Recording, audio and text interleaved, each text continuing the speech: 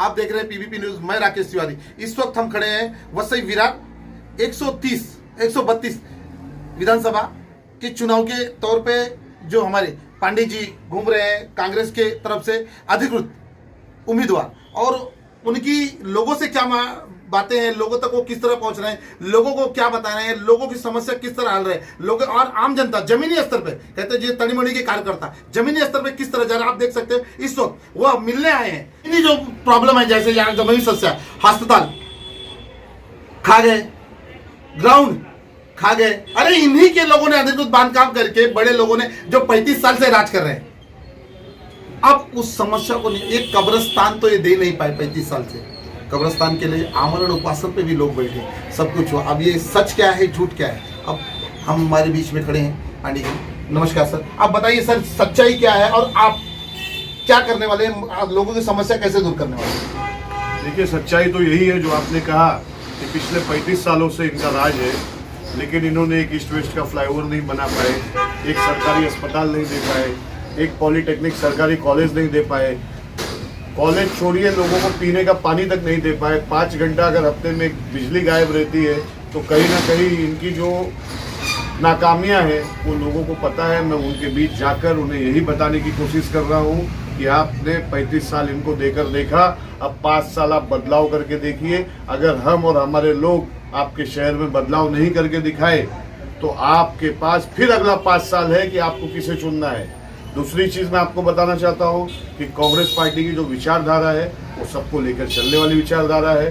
Congress party और हमारे महाविकास आघाड़ी के लोग हमेशा महाराष्ट्र के विकास के लिए, महाराष्ट्र के साथ साथ नालासोपारा विधानसभा के विकास के लिए मैं और मेरे सारे सहयोगी दल अपने क्षेत्र के लोगों के हर हक के लिए लड़ते रहेंगे, चाहे परिणाम कुछ भी हो। लेकिन हमारा एक एक कार्यकर्ता, हमारा एक एक पदाधिकारी नालासोपारा में रहने वाले लोगों को न्याय दिलाने का काम करता रहेगा और आगे भी करेगा। सर मेरा एक और सवाल है, जिस वक्त इस वक्त स्लोगन चल रहा है भाजपा का, बटोगे तो कटोगे, कुछ मुझे अटपटा लग रहा है, मुझे अटपटा लग रहा है। अब सच्चाई आपको क्या लगता है, आप लोगों को क्या संदेश देना चाहेंगे कटोगे और बटोगे पे?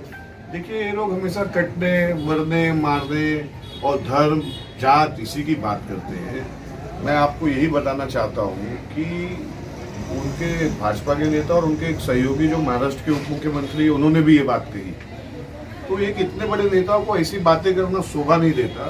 दूसरी चीज़, मैं समाज के हर वर्ग से यही अपील करूँगा कि आप लोग बटिए नहीं। अगर आप लोग बटेंगे तो सच में आपके वोटों का विभाजन होगा, जिसका फायदा इन्हें होगा। और आने वाला 5 साल आपको पानी नहीं मिलेगा, आपको सड़क नहीं मिलेगी, आपको रास्ते नहीं मिलेंगे, आपको फिर से बरसात में पानी के अंदर से जाना आना पड़ेगा।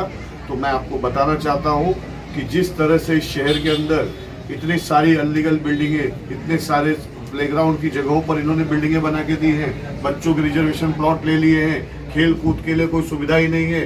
एक समझिए कि हर प्रभाग के अंदर अगर एक गार्डन होना चाहिए, उसके अंदर ओपन जिम होना चाहिए, एक अच्छी लाइब्रेरी बच्चों के लिए होनी चाहिए, एमपीएससी यूपीएससी के बच्चों के लिए होना चाहिए, तो उसको भी इन्होंने कहीं प्रॉपर तरीके से किया नहीं है।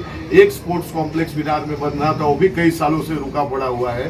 तो मैं आपसे आह्वान करना चाहता हूँ कि अब आप बदलाव करिए। और आपको ये भी बताना चाहता हूँ आपके चैनल के माध्यम से कि शहर के अंदर काफ़ी अच्छा रिस्पॉन्स हमें लोगों का मिल रहा है। लोग खुद चाहते हैं कि इस बार हम बदलाव करें। तो आने वाले 20 तारीख को आप लोग 4 नंबर का बटन दबाकर कांग्रेस और महाविकास आघाड़ी का उम्मीदवार होने के तौर पर आप लोग मेरा साथ दीजिए। और आने वाले 5 साल में मैं आपके बीच रहकर आपका छोटा भाई बनकर आपकी सेवा करूंगा, इसका मैं आपको वचन देता हूँ। सर मेरा एक अंतिम सवाल है, छोटा सा सवाल है। इस वक्त मैदान में बहुजन विकास आघाड़ी, भाजपा और धनंजय गावड़े खड़े हैं, और आपकी लड़ाई इस वक्त डायरेक्ट किसके साथ में है? देखिए, मेरी लड़ाई विकास के कार्यों के साथ में है। ये तीनों जिसका आपने नाम लिया वो इस शहर में कई सालों से नेतृत्व कर रहे हैं। उसके बाद भी उन्हें इतना प्रचार प्रसार और इस तरह का माहौल बनाना पड़ता। अगर उन्होंने विकास किया होता तो इस तरह उन्हें सड़क पर उतरकर काम नहीं करना पड़ता और इस नीचे स्तर तक उतरकर उन्हें प्रचार के लिए और वोट मांगने के लिए लोगों के घर नहीं जाना पड़ता। ये थे कांग्रेस के अधिकृत उम्मीदवार विधानसभा के। इनकी जो बातें आपको लगी, कैसी लगी, आप कमेंट के माध्यम से बताइए। और क्या सच है क्या झूठ है आप देखिए। जय हिंद, जय महाराष्ट्र।